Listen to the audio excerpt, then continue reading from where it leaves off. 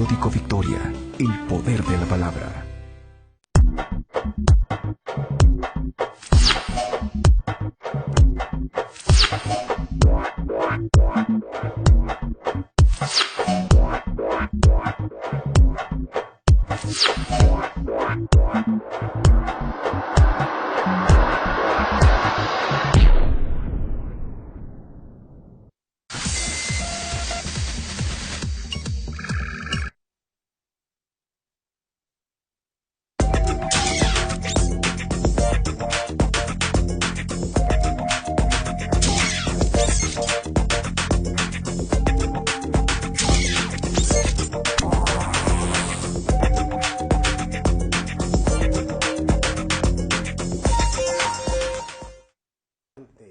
Cumpleaños.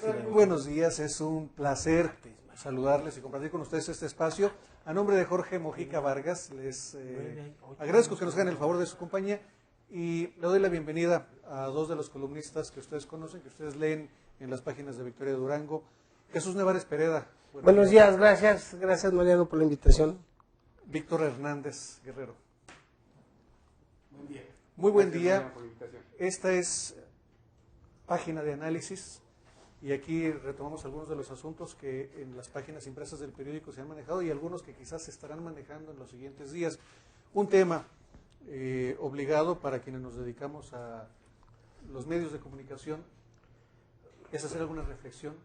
Pediría si tienen algún comentario sobre la muerte, primero desaparición y luego la muerte de un compañero nuestro, reportero en Veracruz, Gregorio Jiménez, de quien al principio pues se habló mucho y se esperaba encontrarlo con vida, finalmente fue encontrado muerto. Nevares, tú escribes justamente sobre este tema en una de tus columnas recientes. Sí, pues el día de hoy aparece la columna y abordo el tema de Gregorio Jiménez, que me parece que está inserto en un estado de la República que se convierte en la capital del crimen de periodistas, del asesinato de periodistas. Con eso van 10, me parece que son 10 o a lo mejor más periodistas asesinados. Y César Duarte recibe hace no mucho tiempo un reconocimiento por una organización que yo desconozco cuál sea su peso de veracidad, una distinción por la defensa al derecho de expresión y por su protección a los periodistas, que seguramente, en mi opinión, cuando menos es una de las formas más grotescas, de las burlas más sarcásticas al ejercicio periodístico y a la seguridad de los periodistas. Esto no tiene nombre ya, el que un gobernador en donde se asesinan los periodistas reciba un reconocimiento y se preste a recibirlo. Y en ese sentido, yo manejo 3 hipótesis, en el sentido de que fue el descubrimiento del cadáver en una fosa con otros 2 cadáveres y la rapidez con que actúa la investigación, la aprehensión del culpable y la elaboración de toda una hipótesis tan acelerado y tan rápido que no se ha presentado en los 9 casos anteriores. Ha permanecido igual, entonces se me hizo así muy inusitado y que se presta a sospecha. La otra situación es que desligan la cuestión de su ejercicio periodístico al asesinato, cuando la supuesta o real persona que lo mandó a asesinar tenía un bar a un costado de la casa de Gregorio Jiménez, y tenían efectivamente un roce, quizá por la incomodidad que este bar presentaba para el hogar de Gregorio, y sí llegó a escribir de que más que un bar era un tugurio, y eso molestó muchísimo a la señora, y esto agudizó más el roce entre ellos, y entonces sí hay supuestamente una relación, aparentemente sí hay una relación de su ejercicio periodístico, pero lo más grave es que no se le cree al gobierno, ya no se le cree, diga lo que diga, no se le cree. Incluso vamos a dar por válido el que sea cierto lo de las investigaciones. El problema es que carece de credibilidad. el gobierno de Duarte. Absoluta credibilidad, y diga lo que diga, no tiene ninguna no tiene ninguna credibilidad ni en lo social, ni en lo profesional, ni siquiera en lo familiar. Ese es quizás uno de los grandes problemas, que a veces puede que tengan razón o pueden que hagan algo bueno, hombre, pero ya para entonces es difícil creerles a las instituciones que gravísimo, durante tiempo atrás han fallado. ¿Tú cómo ves este caso? No, sí, yo lo veo, mira, yo me remonto hace el año pasado, en algunas protestas que ha habido por este tipo de hechos, que yo hoy ya no veo esa reacción. El año pasado, cuando secuestraron a 4 reporteros del Siglo, no sé si lo de recuerdan. Torreón. Sí, de Torreón. Sí. Y a 2 reporteros del programa de Denise Merker, de Punto de Partida. Yo recuerdo que el año pasado, en una acción sin precedentes de Denise Merker, el espacio que le da Televisa, después del noticiario, lo dejó en negro, con unas rayas blancas nada más, y todo el espacio se quedó así, mudo, en protesta por el secuestro de 2 de sus compañeros reporteros de Punto de Partida y el secuestro de 4 reporteros en el Siglo. La reacción de Ciro Gómez Leiva también fue en esa noche, ese mismo día fue coordinada, y él le cedió el espacio a uno de sus compañeros para que diera el noticiario de la noche que daba en Milenio. Esas 2 acciones permitieron que el crimen organizado reflexionara y reintegrara a los comunicadores.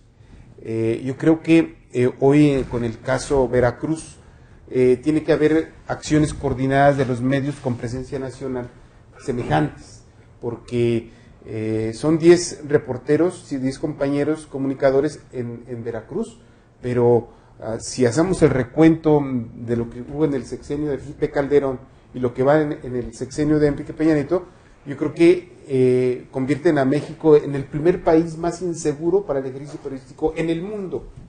Y eso yo creo que ya tiene fuerza suficiente para que los organismos internacionales presionen al Senado de la República, y las acciones del Senado de la República no solamente queden en que ya creamos una fiscalía federal para delitos para los periodistas, que lo hacen ya un delito federal de facto. Yo creo que tiene que haber más contundencia en esto, de tal manera que se llegue al juicio político de los gobernantes, se llegue a una investigación más a fondo por parte del Senado de la República, para en los hechos garantizar el ejercicio periodístico. Hoy más que nunca en el país es muy riesgoso ejercer el periodismo, sobre todo lo relacionado con el aspecto de seguridad. Y el caso de Gregorio yo creo que no es el elemento o la gota que ha derramado el vaso, sino es la mejor cara de la impunidad que vive nuestro país con respecto, ¿sí?, a quienes ejercemos el derecho de la libertad de expresión. Entonces, yo creo que aquí la bolita debe de estar no solamente en el Congreso Estatal de Veracruz, que está cooptado por el gobernador, sino que la bolita debe de brincar a los organismos internacionales y al Senado de la República. Yo creo que ahí debemos de ubicar el tema, porque si no, no va a trascender, como no ha trascendido la muerte de muchos otros compañeros. Pero no solamente está posicionado el asesinato de periodistas a nivel internacional, sino incluyendo a los países en guerra. Aquí se han asesinado más que países que están en enfrentamientos civiles o con otros países. Incluso en África, que es han lo más caído menos y bueno, yo también vería en este aspecto 2 vertientes de la agresión a periodistas. El sistema político no se escapa. De ahí que se ha inhibido mucho la crítica a los gobernantes. Hay miedo de hacerle crítica a los gobernantes porque se corre el riesgo, y todos lo sabemos, de sufrir alguna agresión, que va desde un hostigamiento en los centros de trabajo a través para que lo despidan, hasta una invitación para salir del Estado o la muerte. De ahí se ha inhibido muchísimo la crítica fuerte o la crítica al sistema político, a los gobernantes, y tiene uno que buscar nichos en otros estados para la crítica, para retomar elementos, porque es el otro lado del hostigamiento a los periodistas. Bueno, y se da un fenómeno interesante. En la década de los 70s, 80s, Mariano, Chuy, se acuñó una frase, es muy elocuente a lo que se vive en ese entonces, incluso todavía en la década de los 90s, cuando los medios callan, las bardas hablan. Y las consignas se plasmaban en los muros de la ciudad. Hoy, cuando los medios callan, las redes sociales hablan y gritan. Okay. Y hoy yo creo que lo que queramos saber de realidad de lo que sucede en las entidades, en las ciudades del país, lo tenemos que ver en las redes, porque precisamente lo que dice Jesús Nevares, ¿verdad? Hay una represión, incluso el ambiente te ha llevado a una autocensura, ¿sí? El crimen organizado en general, no el de narcotráfico, sino el crimen organizado en general, te ha impuesto un nuevo lenguaje. Hoy no puedes hablar con nombres y apellidos de los criminales porque eso te cuesta. Hoy no puedes publicar libremente una fotografía porque al rato te obligan a que publiques la de la otra, y si no, estás marcado, ¿sí? O sea, hay una serie de elementos que se han incorporado a la vida de los comunicadores que pesan en la libertad de expresión. Y tienes razón, mucho de eso que no alcanza a llegar a las líneas, por una u otra razón. A veces incluso existe la autocensura en los mismos medios. Claro. Que es por seguridad, por sobrevivencia. Se ve la necesidad, incluso a veces hasta por ética también. Algunos medios, entre ellos Victoria de Durango, tuvo la decisión en su momento de no darle espacio a nombres o datos que tengan que ver con crimen organizado. ¿Por qué? Porque hubo un tiempo, ¿se acuerdan cuando los medios empezaron a ser usados como vehículo de comunicación? Claro, Pues, bueno, entre otras cosas, y por la misma seguridad del personal, etcétera, llegamos a limitar la información que se genera. Luego vamos a las redes, pero luego en las redes nos encontramos con que efectivamente mucho de lo que no sé, ahí está, pero también hay muchas cosas que no son ciertas, que son exageraciones o calumnias hechas a propósito por los enemigos gratuitos o del gobernante en turno o de las otras. Lo mismo que sucedía en la década de los 80s y 90s en las bardas. Exactamente. Sí, en las bardas no se ponía. No todas las bardas era cierto, verdad, no pero que se decía. son espacios alternativos, o de ahí surge lo que es la prensa alternativa, ¿sí? Para poder cubrir los espacios, los huecos informativos que los medios oficiales, no oficiales de gobierno, sino oficiales o sociales, dejaban de hacer.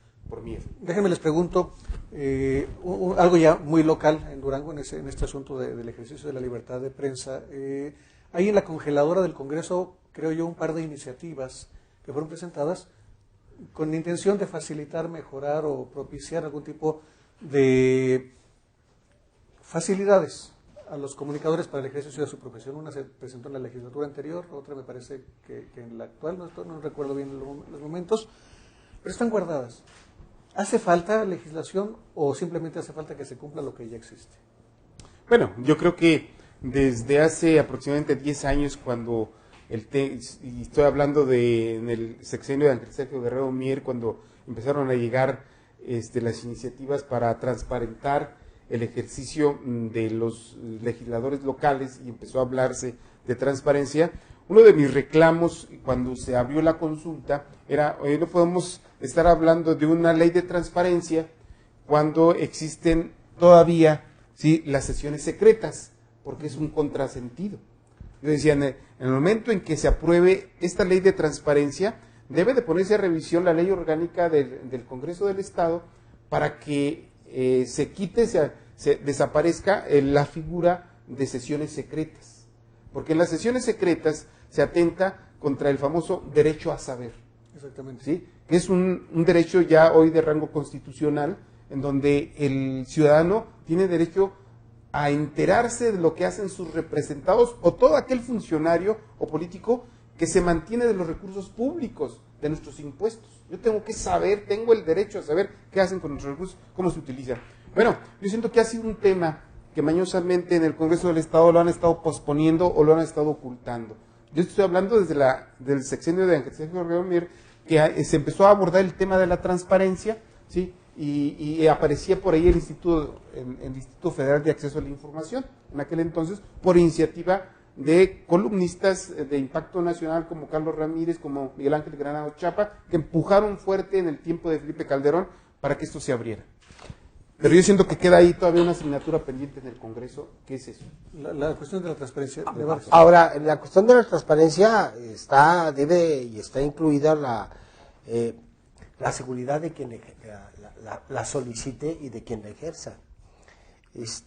Y bueno, aquí debe de estar inserto también una transformación legislativa, una serie de cambios legislativos en función de esa transparencia y en función de los que ejercen el derecho a hacerla. Porque también se dan casos de que quien va y demanda o exige una información que no es clasificada ni es el otro término que se usa, puede recibir también amenazas para que no insista en ese tipo de información que está buscando. Y entonces me parece que también está dentro del escenario de la protección. Y ahí es en donde sí me parece que hay una deficiencia. Sin embargo, yo reconozco que aquí en el gobierno del Estado, en esta administración se ha avanzado mucho. La iniciativa de la transparencia incluso contempló algunos aspectos que después se incorporarían en la ley federal que se aprobó la semana pasada, ya se está manejando aquí. Y se está construyendo, y me parece que hay avances. Hay que hacerla que se aplique, que se ejecute, porque si hay transparencia cuando el presidente de la República ni siquiera da a conocer sus bienes patrimoniales y se sale por la tangente, pues ¿qué transparencia es esa? Pues ¿qué transparencia?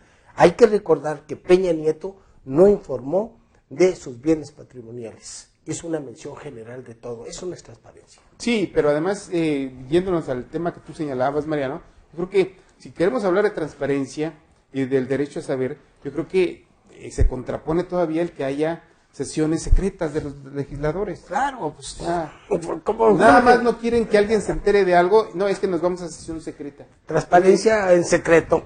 Es un contrasentido. Es absurdo. Y siguen dándose ese tipo de reuniones. Pero aparte, algo que también debe preocupar es que muchas veces las sesiones de las comisiones legislativas, sesionan sin acceso al público, que deberían ser públicas. Justamente acaban de presentar una iniciativa, ayer o antier, algunos de los diputados que lo acusaron de piratería porque dicen que se la pirateó a otro que la había presentado el mes anterior.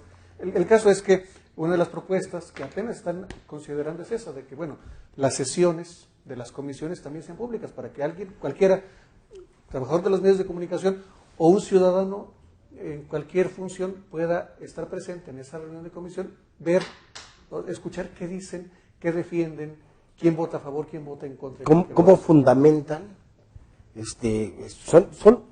Son las previas a la sesión general que son claves. Porque luego ya llega todo al pleno, ya discutido, ya planchado, como dicen. Ya planchado, porque ya en la sesión de la comisión ya se pusieron de acuerdo, bueno, ¿va o no va? ¿Por qué sí? ¿Por qué no? Incluso hasta el número de votos llega a negociarse.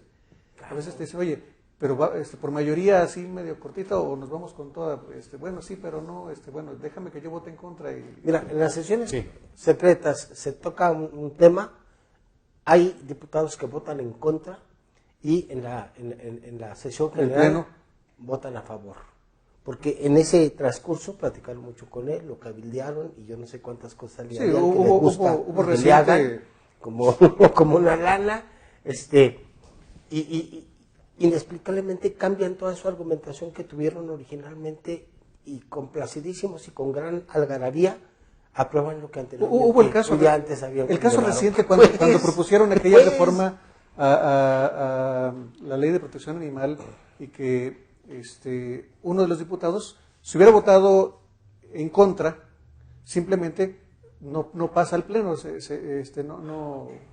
no hay ninguna modificación, pero votó a favor Alfredo Martínez, me parece, solamente para tener la mayoría en la comisión, aunque ya en el pleno cambiaba la cosa, ahí votó en contra. Y ahí, pero ahí la mayoría la tenían segura los otros. Entonces, es esos enjuagues que se dan ahí. Sí, que es simulación, ¿no? Es otra cosa Simulación. más que pura simulación. Vamos a ver otro tema. Uno de tus columnas que mencionas, Víctor, recientes, tiene que ver con la actividad política local y, por lo que entiendo, con los preparativos para lo que viene, con las cuestiones del ejercicio de la fuerza, el ejercicio del poder, los grupos, los reacomodos, y algo lo mencionas tú en términos de la presencia del senador Ismael Hernández Heras. Sí, porque no sé cuánto hará en su más reciente mensaje a la clase política del partido, el gobernador hizo mucho hincapié en que esto iba a ser un año de trabajo y todo el rollo que se avienta alrededor de que hoy no es un año político, es un año de obras, un año de construir hacia adentro del partido, ¿verdad? Es lo que dijo el gobernador cuando se encontró con los priistas con motivo de Año Nuevo. Así es. 2014 sin distracciones. Sí, sin distracciones. Y lo que nos encontramos en esta semana en uno de los medios de comunicación es la aparición del senador Ismael Hernández Heras, so pretexto de comentar la reforma energética, que para la televisión es un tema exageradamente viejo, porque el tema de la reforma energética en la prensa escrita posiblemente siga debatiéndose ayer en algunas columnas de algunos despistados que todavía siguen haciendo, pero en la televisión es exageradamente viejo hablar de la reforma energética cuando ya se votó, cuando tuvimos un año, todo el 2013, de un debate intenso, y llegar ahorita a Durango hablando de la reforma energética, yo siento que es mero pretexto para iniciar toda una estrategia mediática y regresar a Durango, que no es ningún pecado. Está en su derecho. Está en su derecho. Dentro de una de las democracias modernas vamos a quitar las reglas del juego viejas que perjudican la libre interacción de los políticos con la ciudadanía. Estamos totalmente de acuerdo. Solamente que hay que acotar, Ismael no significa Ismael. Ismael significa un equipo, un grupo, una fuerza. Sí. Yo no sé si ese equipo ya está muy fragmentado, no sé, o quién sabe si en un momento dado se integran otra vez y actúe como una especie de imán, paz, en donde se le atraen. Lo cierto es que Ismael pues sigue conservando su presencia, su figura, ha sido uno de los grandes hombres de capital político electoral, y que su presencia sigue siendo un peso, ¿no?, en la política.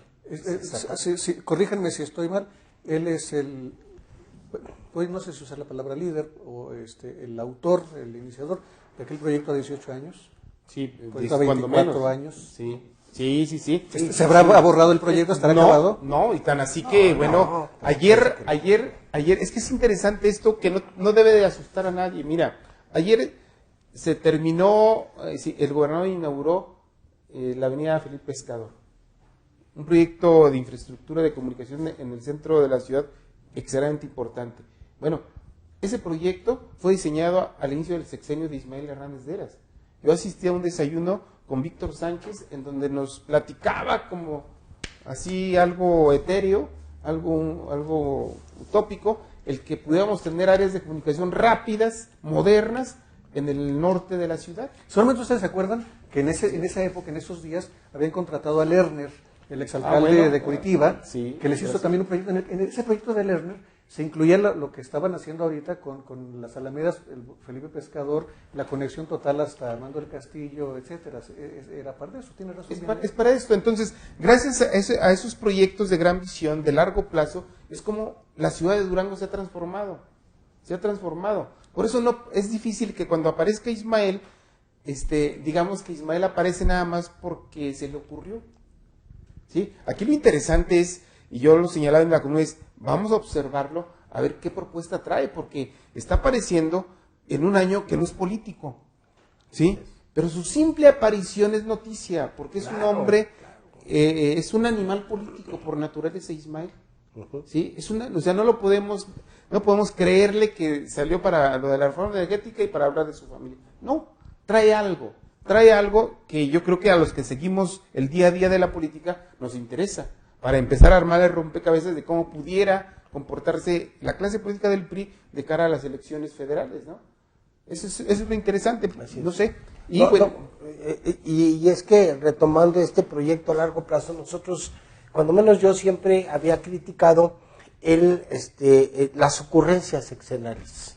Que llegaba un gobernador y se le ocurría hacer esto y el otro decía, no, esto ya no, ahora vamos a hacer esto.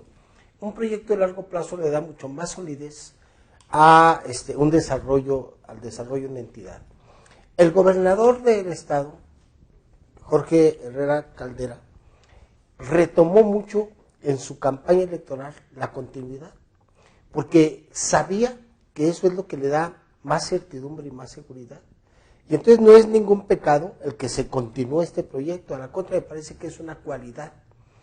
Que no se borren de un plumazo lo válido del anterior, para sustituirlo con ocurrencias que a mí me parecen buenas, sino darle esa continuidad. Y efectivamente, Jaime Lerner es el diseñador de todo este desarrollo y transformación urbana. Yo, porque trabajé cerca de Sánchez Ariñana, y sé más o menos cómo estuvo su participación, cómo vino, cómo hizo un estudio, cómo hizo una visión a partir de una ciudad que hizo en Curitiba. Curitiba. Curitiba, sí. Sí, entonces es importante, o sea, es interesante señalar que no se está criticando el regreso de Ismael por el regreso, sino lo que representa, porque indudablemente que la llegada de Ismael o la reaparición de Ismael viene a alterar el tablero político de la entidad, ¿eh? Es que hay que contar también una cosa. Un asunto es el aspecto de proyecto de ciudad, de proyecto de gobierno, proyecto de desarrollo, etcétera, que puede ser, qué bueno que sea a larguísimo plazo, que se planee, que se siga, bueno. Pero otra cosa también es el proyecto de grupos o personas, de ser ellos quienes ejerzan el poder. Es la clave. Porque no tenemos la cultura de la continuidad, lo que dice Jesús Nevares. O sea, si Ismael no hubiera impuesto o revestido de democracia interna del partido a Jorge Herrera Caldera, hoy no sé que estuviéramos hablando de ciudad, porque la experiencia nos dice todo el siglo pasado, ¿sí? Partiendo de lo que nosotros conocemos, Armando del Castillo Franco, de las Fuentes y los bulevares, así le llamamos al gobernador. ¿Sí? Armando del Castillo Fuentes, ¿sí? ¿Por qué? Porque se le ocurrió poner fuentes. Y adoquines. Y llegó Guerrero Mier y dijo... Y entubamientos, ¿no? Todo eso. Pero llegó Ramírez Gamera y dijo, al diablo con las fuentes. Canchas. Vamos a poner canchas y vamos a destruir las fuentes. Y quitaron las fuentes de Boulevard Francisco Villa. Acuérdense, estaba lleno de fuentes. Decía Armando del Castillo, fuentes, de las fuentes, de los adoquines y de los bulevares. Así le ponían. Y venían otros y los quitaban. Y ahí nos llevaban, gastando y gastando y gastando.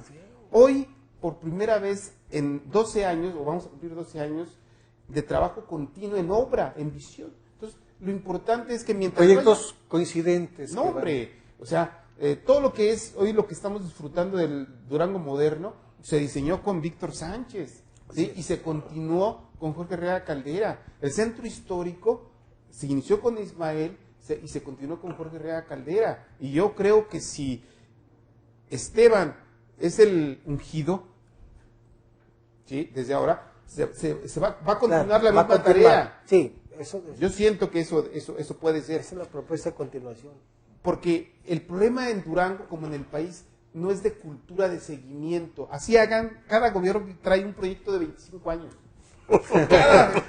Se borra el anterior y ya hace otro proyecto de 25 años. Es cierto que cada gobernador, en cuanto asume el poder, ya quiere maximato. Todo. A su favor. Claro. Entonces, o sea, todos, y lo que hemos visto es que cada sexenio o cada trienio se hacen planes de largo plazo y se borran los anteriores. Es exactamente lo mismo. Planes de largo plazo empezando de aquí. Desde aquí.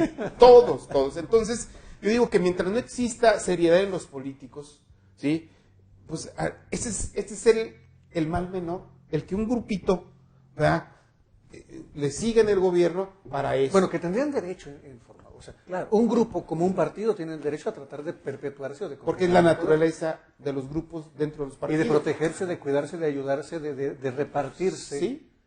Mientras lo hagan por medios lícitos. Yo la presencia de Ismael la vería en torno a ir colocando a la gente de él en posiciones políticas importantes para el próximo para el próximo sexenio. Claro, claro. O sea, insertar a su grupo. Y es válido, bueno, pues esa es la política, pues. Es la política. Claro. Entonces, como... Ahora, hay que ver si el grupo que está fortaleciendo Jorge Herrera Caldera lo deja. Ah, Eso claro, es interesante. claro, Que también es parte de ahí- la política. Hay También, que ver sí. si el grupo de La Laguna, ¿sí? De la senadora, que también juega. Claro, que juega fuerte, claro. los va a dejar. Y también hay que ver el otro factor en este caso, que hoy, y ustedes ya lo han manejado, para las próximas decisiones en Durango no se van a tomar todas aquí en el Estado. Claro. Muchas tendrán que tomarse en escritorios en la Ciudad de México. Y 2015 es clave para conocer el perfil de Enrique Peña Nieto en esta etapa de la toma de decisiones, porque se juegan 11 gubernaturas o 12, no recuerdo bien. Sí, ¿Sí? por ahí. Y entonces se van a escoger a 11 o 12 candidatos a gobernador por el PRI. ¿Sí? Y se tienen que hacer procesos de consulta al interior de las entidades, de las 11 entidades. Es todo un proceso que nos va a permitir definir cómo se viene 2016 para Durango. ¿No? 2015 es clave para 2016 porque ahí vamos a conocer al Chaparrito. ¿Sí? Claro. A ese de que dicen de Sololoy, que no tiene nada de monito de Sololoy, Enrique Peña Nieto, ¿sí? ¿Cómo No, toma las no, no. decisiones? Sí, Ese sí. monito de Sololoy hizo las reformas estructurales Bueno. que nadie había podido, ¿eh? Es más macabro que Pinocho. Su perfil, ¿quién es ese personaje al que mencionas? De alguna manera lo están viendo también desde el exterior, y tanto que ha sido tema en las últimas Bueno, ayer, horas, se en las dieron- últimas horas. Se dieron vuelo. Que es divertido de algún punto de vista porque se presta hasta para la broma, pero tiene mucho de fondo, refleja mucho cómo están viendo desde fuera. Obviamente estamos hablando de la portada de la revista Time, Time. y que dice su título, Saving Mexico, Salvador de México. Salvando México. Salvando México. Y eso incluso lo vimos ahora en la reunión de Davos. El trato que salió del presidente Peña Nieto es el de alguien que tuvo la fuerza, la capacidad para hacer lo que todos afuera consideran que México necesita. Sí, lo que pasa es que, mira, Es yo que se ayer- le atravesó Michoacán y no. mira, yo ayer a las redes sociales le di seguimiento como hasta las 12:10 de la noche, hasta las 0:10 de hoy. Sí. ¿Sí? Y lo último que yo encontré sobre ese tema fue en la revista Proceso. Saca un reportaje muy interesante que a lo mejor todavía lo alcanzamos a leer ahora, en donde argumentan por qué Peña Nieto, ¿verdad?, ha sido el peor presidente de México en los primeros 12 meses de su mandato. Y agarran todos los hechos, ¿verdad?, del narcotráfico y de muertes y la crisis económica y todo. Lo que no entienden es que Time hace un análisis desde la perspectiva de las grandes empresas transnacionales Claro, a las que pertenece. claro, ¿Sí? Y entonces, si es el Salvador de México, también es parte del salvamento de grandes empresas transnacionales. Yo el lunes publiqué, no sé si lo leyeron, pero yo publiqué los primeros beneficiarios de PRI-PAN en la reforma energética. Ahí pongo una lista que está circulando en Europa de todos los funcionarios públicos de Enrique Peña Nieto, ligados con Pedro Aspe Mella y Videgaray, ¿sí?, en el negocio del tema energético. Y todos los políticos pertenecientes al sexenio de Felipe Calderón, que hoy son asesores de las grandes empresas transnacionales petroleras y de gas de Estados Unidos y parte de Europa. Entonces, si nosotros vemos la portada de Time, nos damos cuenta pues que son coherentes, o sea, viene el Salvador de México en ese rubro que a todos nos beneficia. Pero hay que verlo como lo ve López Obrador, hay que verlo como lo ve el PRD, hay que verlo como lo ven otros, el proceso jornada, por ejemplo, ¿no? Sí, y necesariamente lo que hemos estado viendo en los debates acerca del por qué sí, el por qué no, los pros y los contras de cada una de las reformas o de toda la reforma en su conjunto, es parte de esto. Depende del cristal con que lo mires.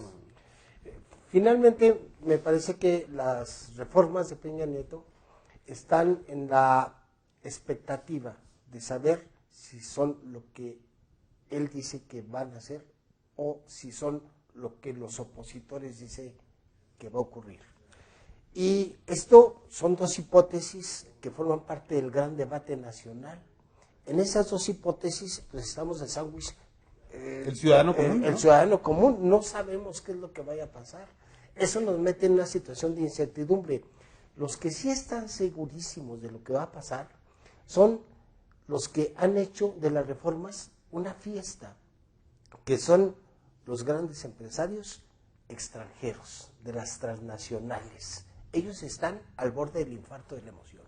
Mientras que nosotros no sabemos qué va a pasar con nosotros, con No, nuestras bueno, familias. sí sabemos. Ellos, Sí supimos, el Ahora- primer mes del 2014 nos fue en feria. Ha sido el mes más caro, yo creo que en 15 años. Desde el 94. Sí, carajo. Me llama la atención terrible. que ahora que hablamos de quiénes son quienes participan, los protagonistas, los que toman las decisiones y los que hablan en estos términos, hablamos de el PRD, que tiene una postura muy firme, muy manifiesta, o digamos izquierdas, que abarca mucho más que el PRD, pues, empezando por López Obrador y su Morena. El otro lado... Y Marcelo Ebrard y su PES. Pero esta otra explicación que se habla, ya no nada más Marcelo Ebrard en este lado, sino también el prismo, o los dos PRIs que se empiezan a mencionar, el PRI de Enrique Peña Nieto y el PRI de Salinas.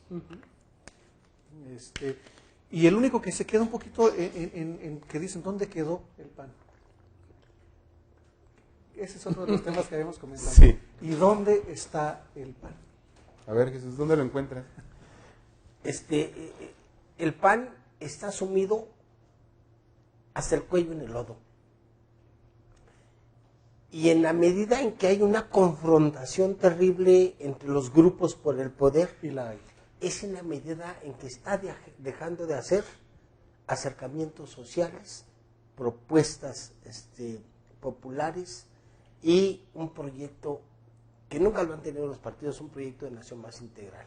Están ahorita el Partido Acción Nacional sumido en la prevalencia en el poder de uno de los grupos en pugna y está en una especie de alejamiento del proceso político, del debate político fundamental. Ellos están en su rollo. Yo lo vería no extraviado, sino distanciado, alejado de los debates nacionales para enfocarse única y exclusivamente a la lucha por el poder interno. No sé dónde está el PAN en el debate nacional. Sí sé en dónde está metido en la lucha por el poder, en un lodazal terrible en donde se están tirando lodo todos, un grupo contra otro. Un grupo contra otro está tirando, dejando al PAN en una imagen muy triste, muy lamentable y que perjudica mucho al proceso democrático del país. Sí, yo creo que el Partido de Acción Nacional entró a la normalidad, ¿sí? A la normalidad. A la normalidad, entre comillas, porque acuérdense, cuando se hacían los procesos internos del PRD, por ejemplo, terminaban todos divididos, las tribus descalificándose unos a otros por toda tranza que hacían. Incluso llegaban hasta los empujones Sí, y el único que se salvaba de aquí era Acción Nacional.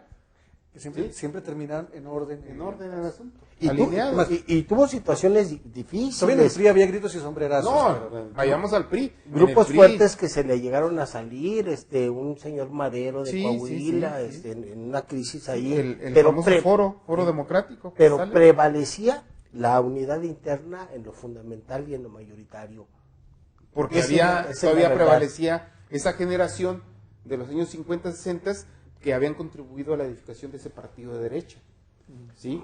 Hoy la nueva generación que llega con Felipe Calderón, que llega con Vicente Fox, ¿verdad? Han destrozado porque dejan a un lado la doctrina, dejan a un lado la ideología y se van al pragmatismo puro, a la industria del pragmatismo puro.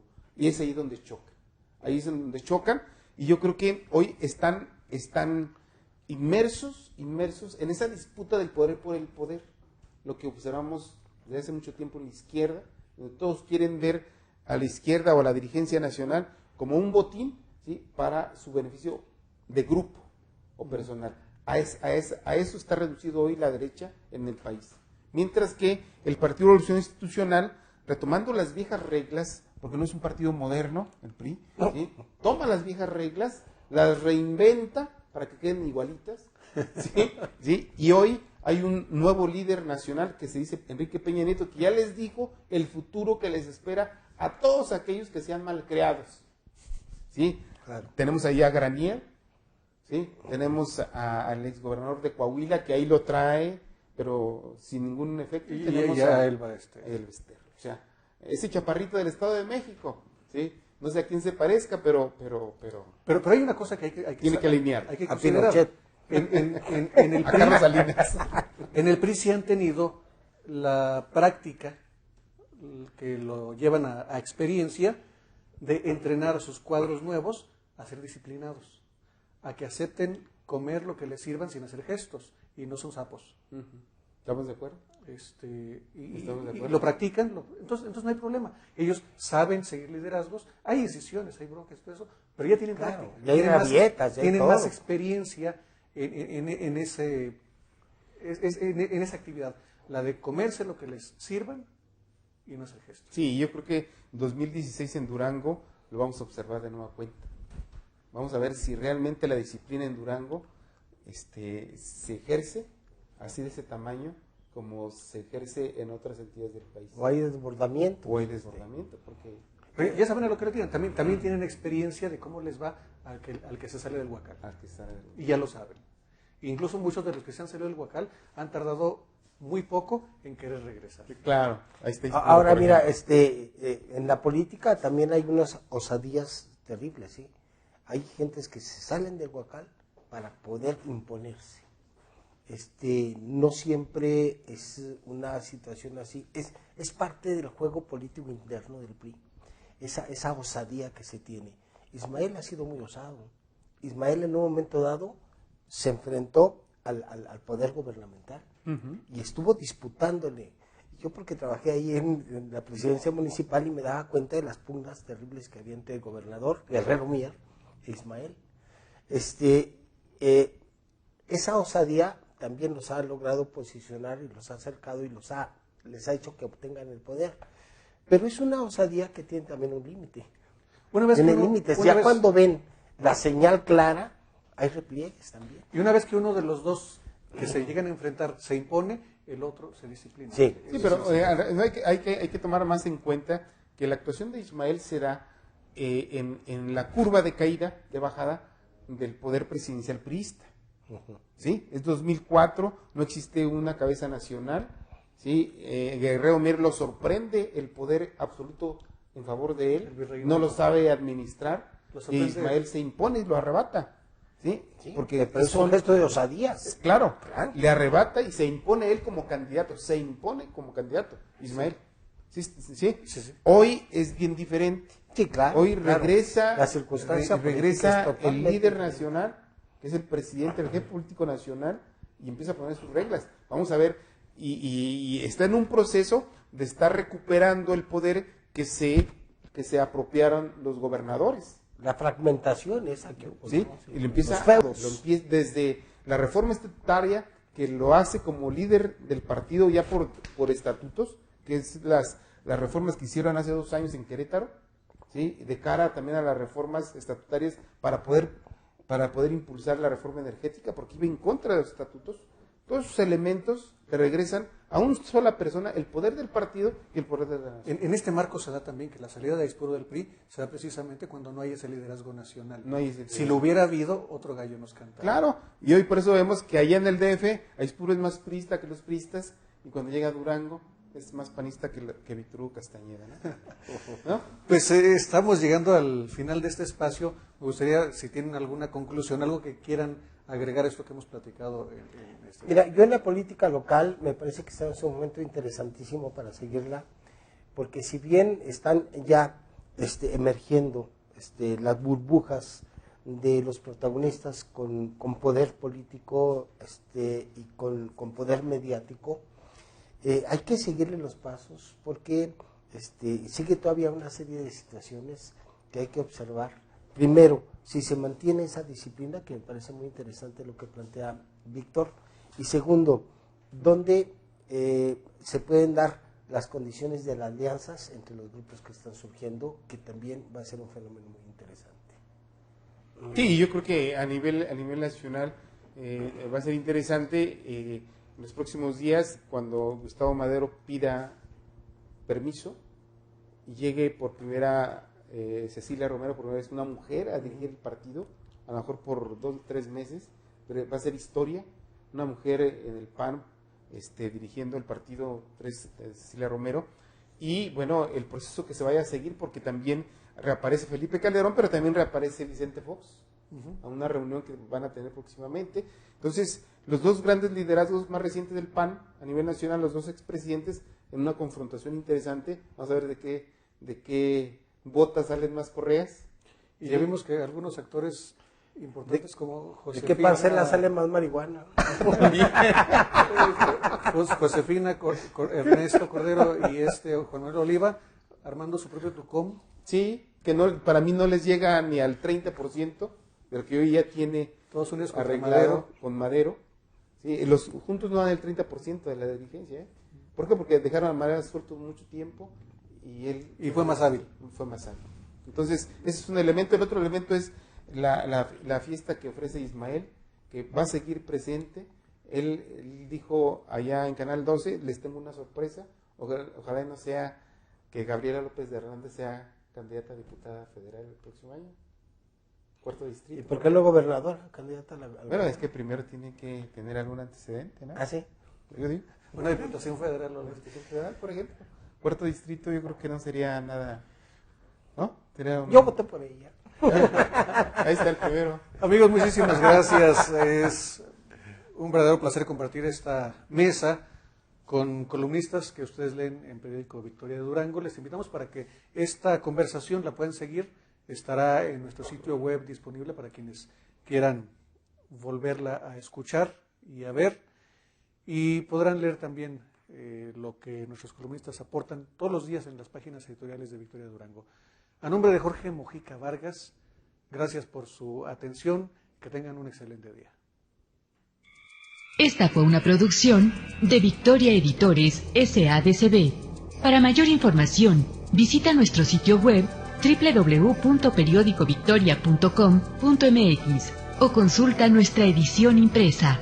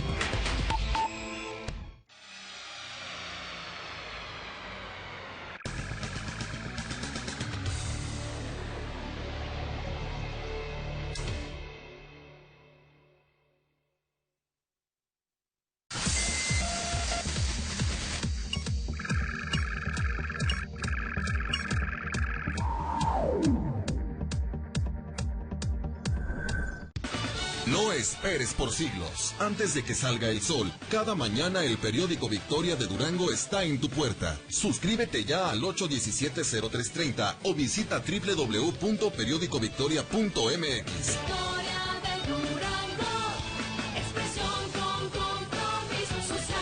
El mejor resumen del deporte duranguense lo encontrarás aquí. Análisis, crónicas, entrevistas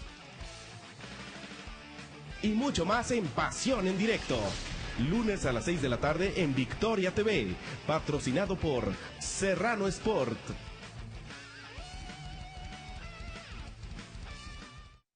¿Y tú lees el periódico o lees el Victoria? Información veraz y objetiva, siempre dinámica. Economía, sociales, cultura, deportes. Además, los suplementos exclusivos del periódico Reforma. ¿Qué más puedes pedir? Es el Victoria, mi periódico. Victoria de Durango. Expresión con compromiso social. Suscríbete ya. 817-0330.